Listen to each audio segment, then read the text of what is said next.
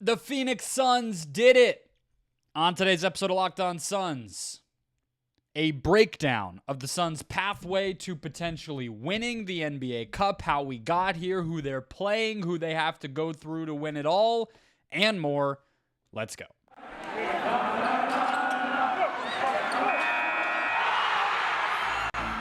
You are Locked On Suns, your daily Phoenix Suns podcast. Part of the Locked On Podcast Network, your team every day.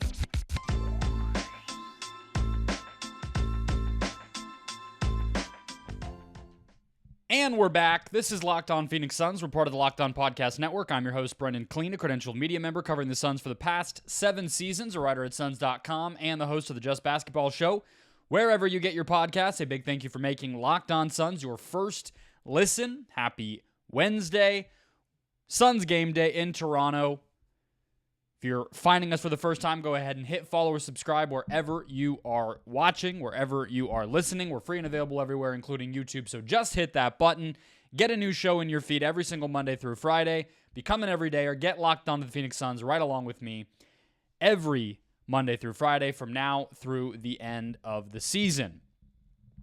Tons of bonus content that I will plug throughout the show, starting with Locked On Suns Insider Text Alerts, where you can sign up for in the link down below in the show description, or go to joinsubtext.com/LockedOnSuns. But I'll give you all the details you're going to need as we go there. But we have a bunch of updates to get to related to the NBA in-season tournament, aka, as I like to call it, the NBA Cup, because that sounds better, even though it doesn't sound great. The Suns are in it. The Suns have a chance here. The Suns got the wild card after losing their first game. You look that late game 3 and all the magic that we saw the Suns do in order to beat the Utah Jazz on ESPN a couple of weeks ago. The double-digit win over Portland at home, really solving that weird second quarter, and Doo-Wop Reith going on a big run, if you remember that, and Toumani Camara and Matisse Thybulle kind of gunking the offense up, and the Suns still come away with a double-digit win there. And then, of course, Jordan Goodwin, Devin Booker, surviving and advancing in an ugly game against Memphis last Friday on Black Friday. The Booker banked 3 in order to get the point differential where they needed it, although that did not end up coming in to play all that much. I'm recording this as the Kings and the Warriors finish out their game. If the Warriors win by 12 or more, they move on. If the Kings lose by 11 or less, or somehow manage to win, they are currently down 14 as I'm recording this late in the third quarter, then the Kings go on. But just from a Suns standpoint, I wanted to talk a little bit about what this can mean for them, right? Because I'll get to the pathway to win it and all that stuff later, and we'll talk MVP to close the show. But I think this is a really cool chance. I think we got a really nice mix of different sorts of teams that advanced here, right? So in the West, the Suns will play the Lakers. I should say that off the top before we get into the minutia in the next segment. The Suns are going to play the Lakers in Los Angeles. I mean, that's as good as it gets, right? That is the one game the Suns lost in their slate. That was a down-to-the-wire game, a Cam Reddish 3 that won it, and a vintage KD versus LeBron game in Phoenix on national TV, and we're getting it again. We're getting KD versus LeBron again for like the 4th time in a month, even though we didn't get it for 5 years. Like, what more could you want? But then, aside from that, you have the Pelicans, and then the Kings or the Warriors, right? And maybe if it's the Warriors, that's 3 really high-profile championship contender types of teams between the Suns, Lakers, and Warriors. But the Pelicans are a surprise in there. They beat Denver in order to get here. You will not see the Nuggets on this list from the Western Conference side. The Knicks, Bucks, Celtics, and Pacers are out there in the East, right? And it's a similar type of thing. Yeah, you would expect the Celtics and Bucks to be there. But the Knicks, okay, that's kind of a surprise. That is a good but not great team who certainly doesn't blow out a lot of teams. They play a lot of close games, and yet there they are. And then the Pacers, who steamrolled through this thing, finished their schedule early and just got to sit there after they had clinched by not losing a single game. And so between the Pelicans and the Pacers and the Kings, you have some teams that, can really just put up 130, 140 on any night. And then you have a bunch of championship contenders, and then you have some grinded out teams like the Lakers and the Knicks, but all, a bunch of high profile, very popular teams, the Knicks making it and the Warriors potentially making it. I'm sure the league is pretty happy about. But I say all that to mention that the Suns have a golden opportunity on their hands. We saw from that very first Lakers game, Frank Vogel emphasized and hyped this thing up, took it seriously, right? And I love that. I think for a team coming together for the first time with a lot of new pieces, a weird start to the year with injuries and no continuity, no minutes, let alone entire games yet for the big three, and a championship mindset for the season, this is exactly the type of competition you want to see the Suns put their foot to the gas on, and I think you absolutely will see that next week. But, salute to them for taking this thing seriously. The Booker 3 in that Memphis game and even playing as hard as they did against Portland, I think those are both moments where you look at it. I mean, that Jazz game could have gone either way, and the Suns' defense did not show up the way that you would have liked against Utah that weekend. But nevertheless, they got their you-know-what together, and they took these past two games against tanking teams, bad teams, seriously, beat Portland and Memphis by double digits, combined 34 points, and got where they needed to get. So this is absolutely the type of team that I think the NBA envisioned taking to this competition well. We know the Suns care. And next week, when they get to the quarterfinals, Monday or Tuesday against the Lakers, and hopefully beyond that, you're going to see an engaged team. You're going to see a determined team. And whether they go through and win this whole thing, I mean, it's single elimination. Anything can happen. But I think that those moments will fortify their team, will give them reps and moments and emotional ups and downs and everything that can sort of replicate what the playoffs are like. It's better than some random Wednesday night in, New Orleans, right? I mean, it's going to be better than that. It's going to be more preparatory, if that's a word. I don't know if you can say that word in that context or if it's only for, prep schools, but I just did it, so we'll use it. They're going to be hardened by this one way or another, and I think it was a smart thing to do to take it seriously. They were rewarded for doing so. The matchups are going to be awesome. They're going to be tested. These are not rollover games. These are not games they're just going to get blown out in one way or the other. I'm excited to see how Frank Vogel coaches this, and so let's just jump in. Let's talk about the pathway to winning it. Let's talk about what the schedule will look like, get you ready for next week. Fortunately, Suns fans don't have to worry about the crazy, sudden scheduling. The other 22 teams in the league are getting games that they don't know their opponent for, one home and one away, scheduled by probably the end of tonight, and they're just going to have to roll with that. At least the Suns now know we're going to LA next week, and it's only LA. Maybe it's, it'll be LA, and then it'll be either back to Phoenix or on to Vegas, so not even a lot of travel. So let's dive in. Let's get to it. I'll break it down for you next. First, today's show brought to you by eBay Motors. Our partners at eBay Motors, who we love, have teamed up with Locked On Fantasy Basketball host Josh Lloyd to bring you some of the best fantasy picks that he can find each week, which is prepping for your daily draft, scouting the waiver wire.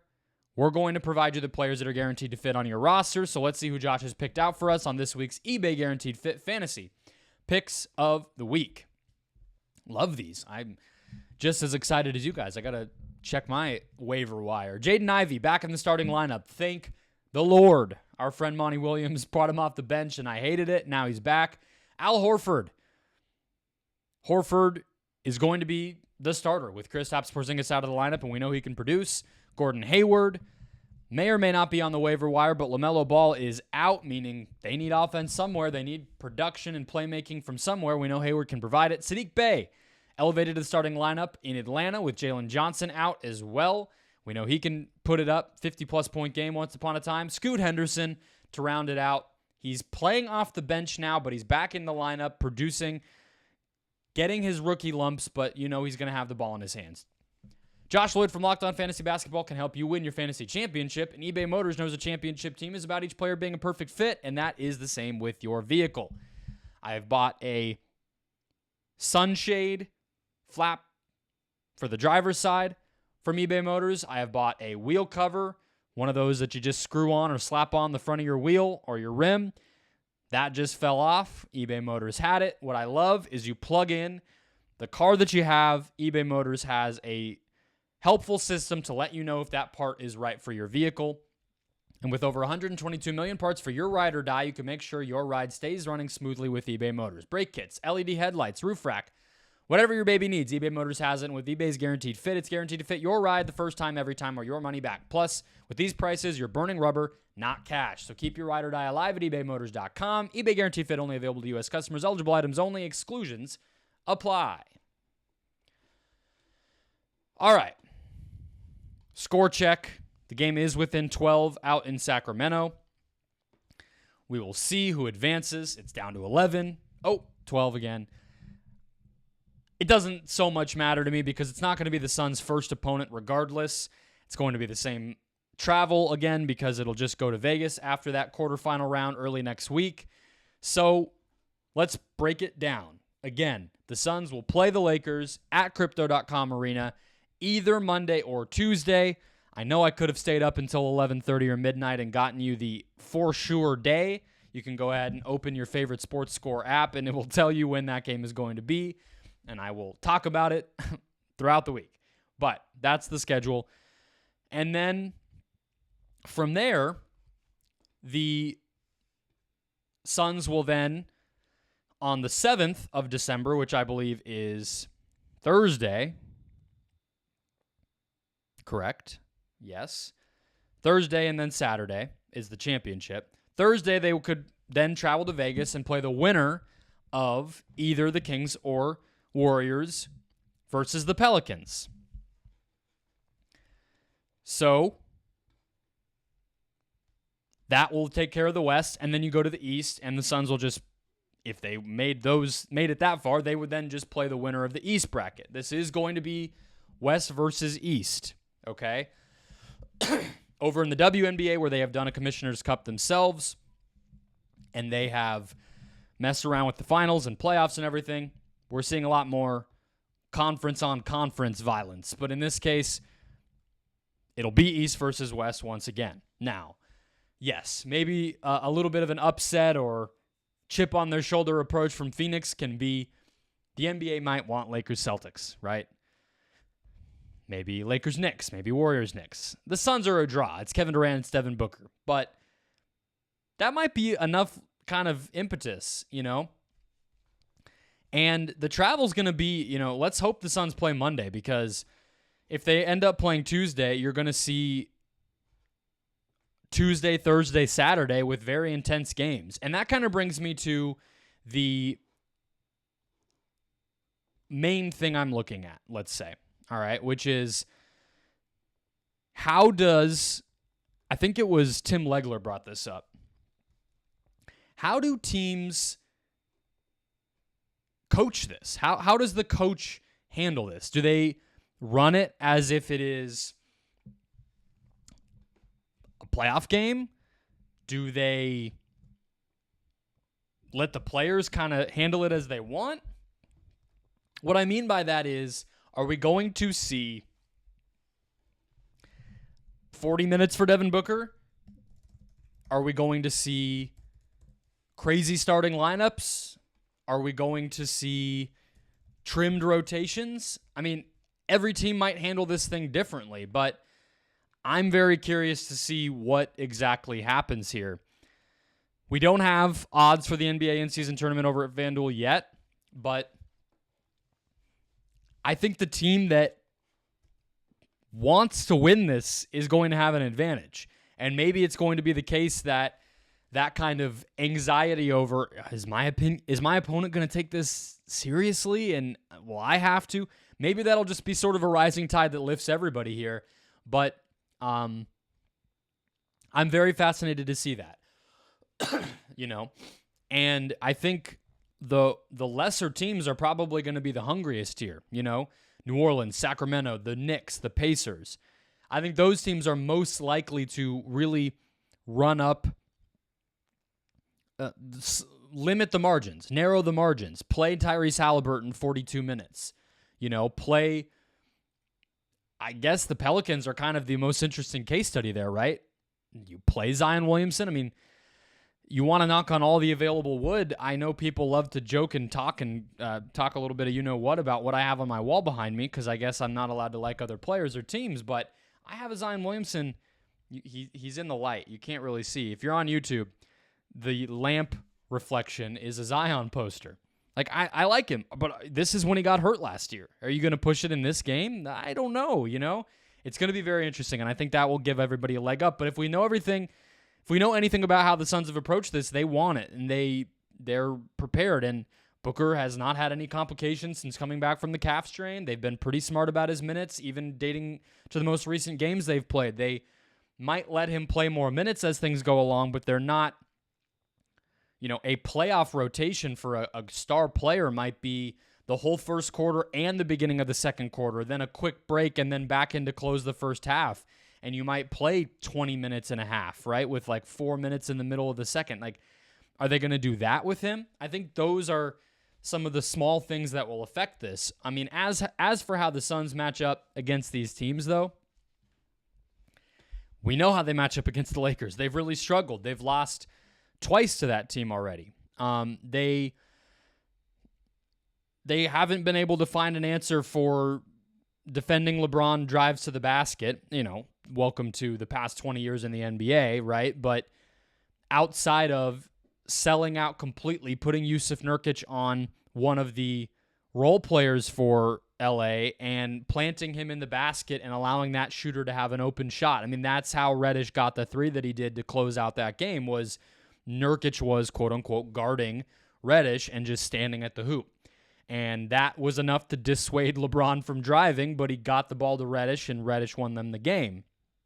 They've been using Austin Reeves as a screener for similar reasons, and that puts pressure with a ball handler, downhill scorer, foul drawer, shooter guy setting the screen and popping out beyond the arc or rolling. Like, they have combinations that put you in a bad spot. The Suns are going to just need to outscore any team that they face here. I mean, that's the Suns' blueprint no matter what, but you just look at the competition here. I don't see a lot of teams the Suns are going to be able to slow down. Maybe the Pelicans, but who guards Zion Williamson on this team?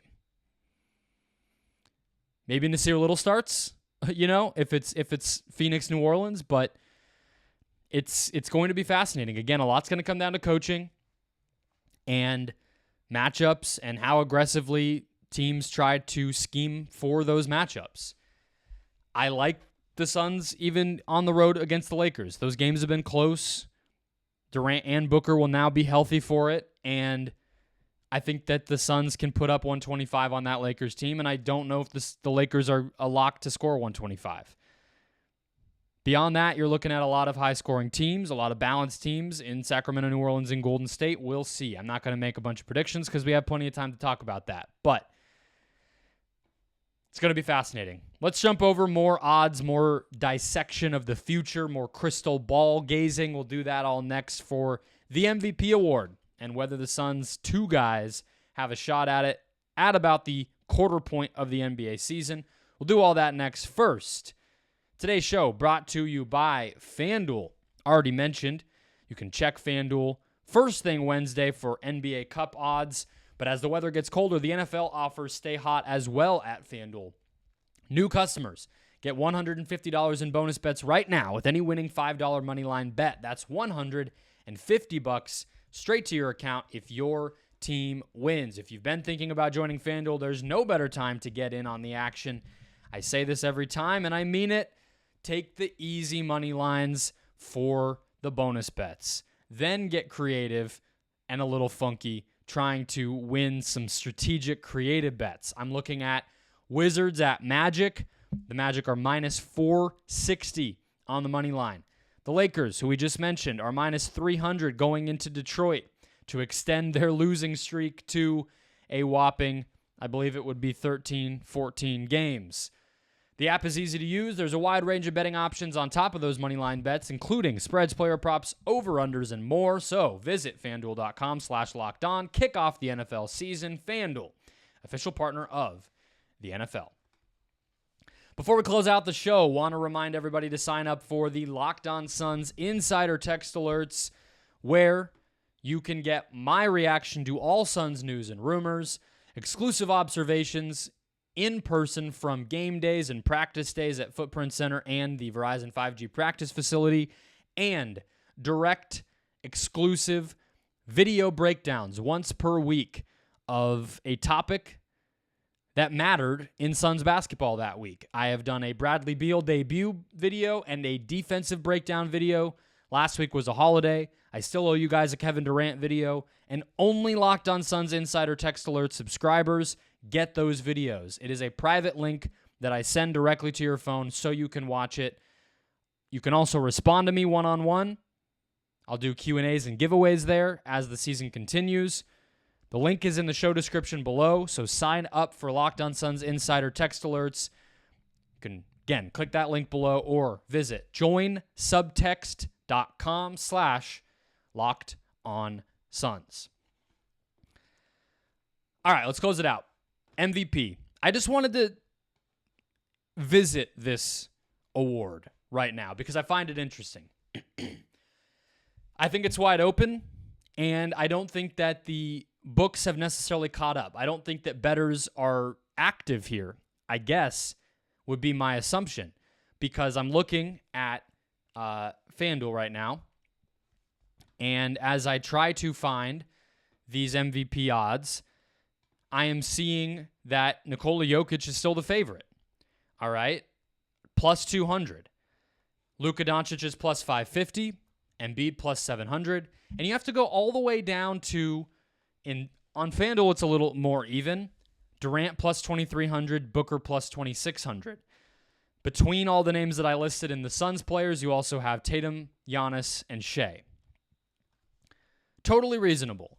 But I have a hard time imagining, as I'm also looking at the NBA standings right now, the Western Conference standings, and the Denver Nuggets are basically in the middle of the pack with Phoenix, Dallas, and others. The Kings, sort of. Teams have played different amounts of games right now, obviously, but I don't think we're getting another Nikola Jokic MVP that is, oh, he made the 3 or 4 seed better when the team was dealing with injuries and a bad bench. I know Jokic, I think, was deserving the first season he won it when they were a 6 seed. I do. I really do think that he was a deserving MVP that season. But it's still an aberration in league history between that Jokic MVP, the one Moses Malone MVP, and the Russell Westbrook MVP. That's 3 times in league history where you've been able to win this thing without being a top team, okay? And I just don't see it. So that sifts through a couple teams, right? You know, I think the same can be said for Luka. Dallas would need to be, you know, a top-tier team in the West. I'm not going to put a seed to it, but, you know, 50-plus wins, definitely home court advantage. The Mavs are already in question there. They're the 5 seed right now. So that gets rid of him. The Minnesota Timberwolves. I don't think Anthony Edwards is going to win MVP. I think that team is, you know, more of a by committee type of approach. Unless Ant takes another mini leap over the course of the season, I still think that he has some weaknesses in his game. He is still a very young player. Winning MVP, even if they're a really good team this season, is just unlikely. You know, that's Derrick Rose and, you know, maybe like the first Magic Johnson MVP, but even then he was older because of college rules back then. It's not common. So that gets rid of the Wolves. And so, to me, so long as one of these Suns players can sort of separate themselves, and that might be easier said than done as well. As long as one of them can separate themselves between Booker and Durant, I give them much better odds than a lot of the players ahead of them in these FanDuel odds right now. In the West, I think you're talking about whichever of Jokic and Doncic is maybe the higher seed. Shea, who I think is clearly the most valuable guy on Oklahoma City, and that team is real. They're legit. They're going to be here. He was an MVP finalist last year, All-NBA first-team guy, and he has maintained that level. I've honestly thought his defense has been even better this year. They're a better team, so his case might even be stronger. And then whichever Sun, right? So, I think you look at the Suns right now, they're plus 20 per 100 possessions with Devin Booker. They are plus 6 per 100 possessions right now with Durant. Some of that is skewed, right? They played more difficult teams during the stretch when Durant was the only healthy star, right? He had to play the Warriors. Well, I guess Booker was healthy for that game. He had to play the Lakers. He had to play the Thunder. I guess the Lakers twice, right? So, and Beal was around for some of that. The Wolves. And Booker has gotten to play the Blazers and, even the games when they were together. It was a couple Jazz games and the Grizzlies now, and then the Knicks, who are good but not great, right? So I think that's skewing it.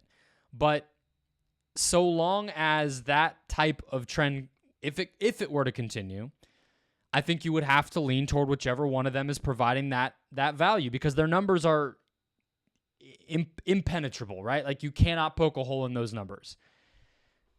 But whichever one is providing the biggest on-off value and having the most big moments and driving the team in close games and all that sort of stuff is going to be the front runner. Right now, Durant's shooting splits are better. He is, I think you would have to say, a more impactful overall defender. And so maybe it ends up being him. I don't personally care. I mean, I think either one, but I also sort of think something's going to have to give in terms of, you don't want them splitting the vote, right? We've seen that with Chris Paul and Blake Griffin. We've seen that with Curry and Durant. It's happened, Wade and LeBron to a degree, although I think LeBron won 2 in Miami, so maybe not. But that's going to have to play itself out. And I hope that it's natural and doesn't get weird or uncomfortable, or heaven forbid it's injury related to either of those guys, who have both already missed some time and last year also did and everything. But that's maybe the one thing standing in the way. Over on the East side, I tend not to think that Joel Embiid is going to win back-to-back MVP awards. It's a tall mountain to climb, and the Sixers would just have to be so impressive. You're talking, 55-plus wins, 1 seed, because the East competition is going to be that high that if Embiid is, the 2nd or 3rd seed in the East, even with the Harden trade, it's like, we're going to give that guy back-to-back. Like, we know how this stuff works. Now, I think Tatum is a real candidate, and I think Giannis is a real candidate. I picked Giannis preseason. I think that them figuring it out over the course of the season, him having to adjust his game, be more important as a defensive player than he has had to be in past seasons, and likely a top seed, despite all that turnover, is a good case for him. Tatum, its best player on maybe the best team, and we've seen that work. So there is a lot to go. We are only a quarter in, but I think 20 or so games is a reasonable time to check in on this. And I think both Suns stars have done a great job setting themselves up for candidacy here. I think that there's guys ahead of them in these odds, as I've mentioned already. The top 3 guys, I think, are all overvalued between Jokic, Doncic, and Embiid right now. I think the next tier is actually far more likely to win it, from the plus 850 to the plus 2600 range, with Tatum, Giannis, Shea, Durant, and Booker. So if you're a bettor and you want to take, my 2 cents, you can go ahead and do that. That's not the point of this. But it's just to show that it doesn't seem like the books or the bettors have really adjusted here, while I think most NBA fans, and certainly maybe me sitting in my analyst chair, I think that there has been a shift. So keep an eye on it. We'll check in periodically. That's where things stand now. And as long as this win streak continues, the Suns keep piling up these awesome nights, and both guys have really big clutch moments. Neither one of them is going anywhere, and I would expect them both to move up these standings. All right, that'll close us out. Don't forget to sign up for Locked On Suns Insider text alerts at the link below. Follow the Locked On Suns TikTok. I'll be back later on Wednesday with a audio exclusive Locked On Suns game preview show, which is exclusive to the audio feed all season long. 15 to 20 minutes, not a full show, getting you ready for game day. So look forward to all that bonus content throughout Wednesday and beyond, and I will catch you guys all post-game following the Toronto matchup.